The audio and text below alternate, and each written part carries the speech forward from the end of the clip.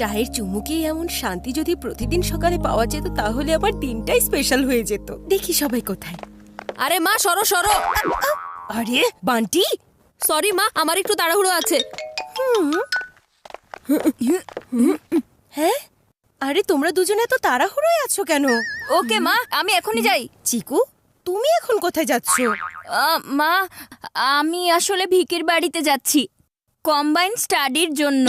ও, combine studies? এমনিতে তুমি তো ঘরে বই নিয়েই বসো না, আর আজকে তুমি কিনা কম্বাইন স্টাডি করবে? হ্যাঁ মা। আর বান্টি তুমি? মা, আমি আসলে আমিও চিকু ভাইয়ার সাথে ভিকি ভাইয়ার বাড়িতে যাচ্ছি। না, আমি ভাবলাম মানে আমিও ওদের সাথে একটু পড়াশোনা করে নেব, আর যদি কিছুতে ডাউট হয় তাহলে সেটাও ক্লিয়ার হবে। তুমি আর চিকু তো একসাথে খেলাও করো না, আর আজকে তোমরা একসাথে পড়ালেখা করবে? তোমার ডাউট ক্লিয়ার হোক বা না হোক, আমার কিন্তু তোমাদের দুজনের উপর খুবই ডাউট হচ্ছে।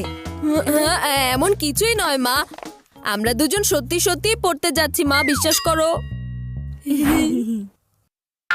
ঠিক আছে, যাও। ওকে মা, বাই মা।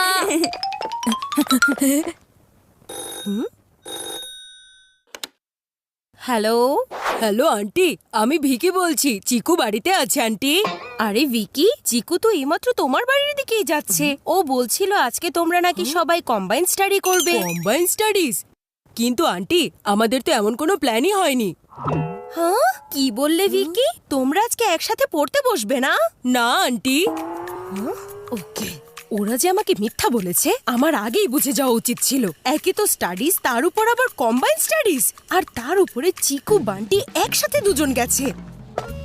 এখন যদি আমি ওদের দুজনকে হাতে নাতে না ধরি তাহলে আমার নামও মেঘা না।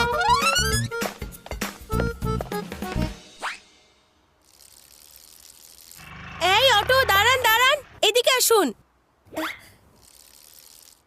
হ্যাঁ, এদিকে। জলদি ওই বাচ্চাদেরকে ফলো করুন, যান। বাচ্চা সুফলা হচ্ছে আমার নাম, অটো চালানোই হচ্ছে আমার কাম। চলুন।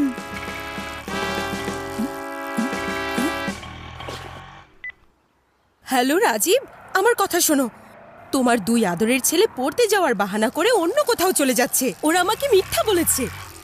তোমাকে জলদি বাড়িতে আসতে হবে, আর আমার বাচ্চাদেরকে খুঁজে বের করতে হবে। মেঘা, আমার এখন অফিসে অনেক কাজ জমে আছে। এখনকার মতো বাচ্চাদেরকে তুমি সামলে নাও, আমি তোমার সাথে পরে